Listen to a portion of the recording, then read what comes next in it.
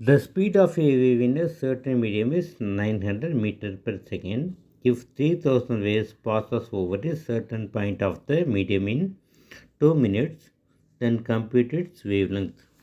The question நம்ம lambda கண்டுபிடிக்கணும்.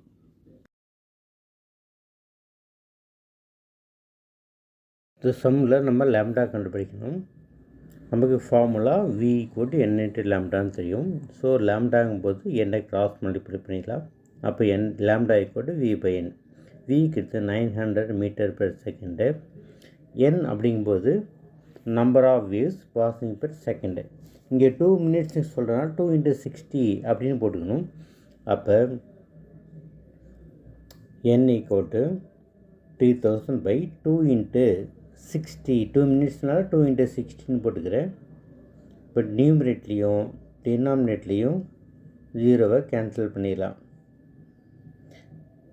அப்போ டினாமினேட்டில் 2 × 6 பேலன்ஸ் இருக்குது. 6 நான் கேன்சல் பண்ணுறேன். 1 6 are 6, 5 6 are 30. எக்ஸ்ட்ரா அங்கே 0க்குனால 15 வந்துடும். 50 / 2 கிடைக்குது. அப்போ 50 2 டேபிளில் பண்ணும்போது 25 கிடைக்கும். அப்போ என்னோட வேல்யூ 25.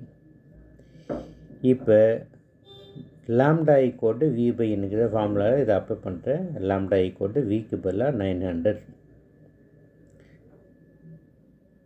/ nக்கு பதிலாக நம்ம கண்டுபிடிச்ச ஆன்சர் 25. அதை எடுத்து சப்ஸ்டிட் பண்ணிடுறேன்.